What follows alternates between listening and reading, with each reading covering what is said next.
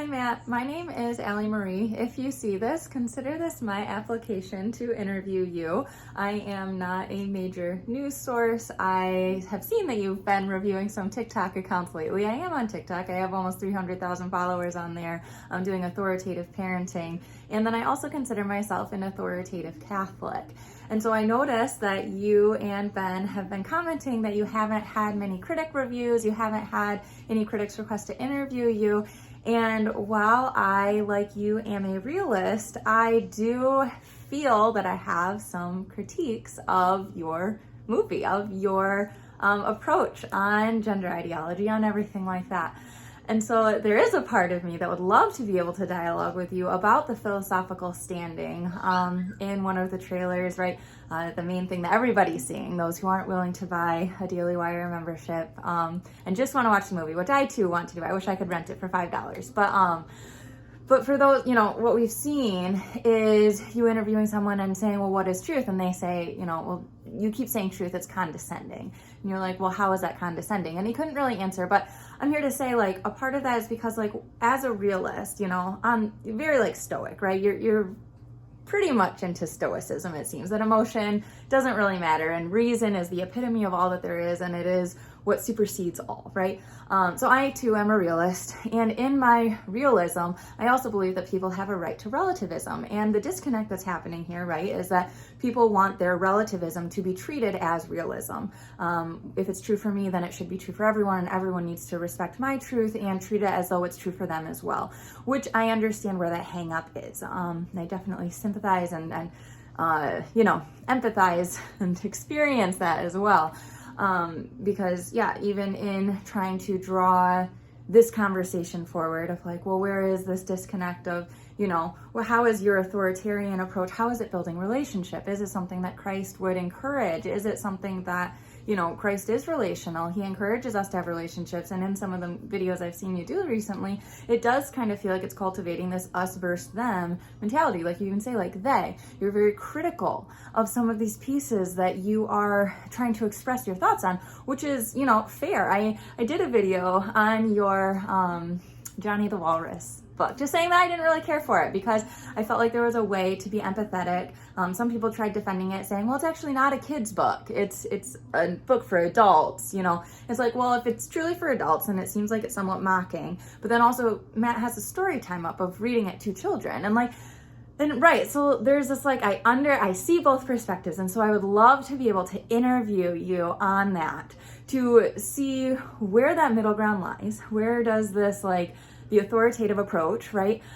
Where does that fit in here? How can I stand firm in my Catholic faith as a realist? How can I stand firm in that while accepting that others are going to view the world in a different way than I do, without being overly critical? And I will very clearly state that I have attempted to have conversations. I've said things wrong and then been told that I have to apologize for something when I'm not willing to apologize for something that I'm unaware that I did. I can say, oh, well, I can do it differently in the future. I can't, I didn't know what I didn't know.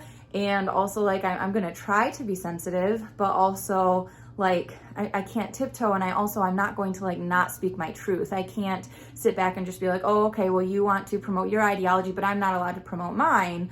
But a huge part of the Catholic ideology, right, is love. That's the root of it, that it's all coming from love, and that we're called to speak the truth in love. And there are just so many different pieces, the verse in the Bible where Christ says, daughters of Jerusalem, weep not for me, weep for your children. For if they treat the wood like this when it is green, what will they do when it is dry? And so we know that this type of, whatever words you want to use to describe it, the falling away from God, though, the choice away from God, the choice of pride, the choice of self over God, saying, I know better. We know and knew that this is coming. And Christ himself told us that it was to be expected and to weep for our children in that coming.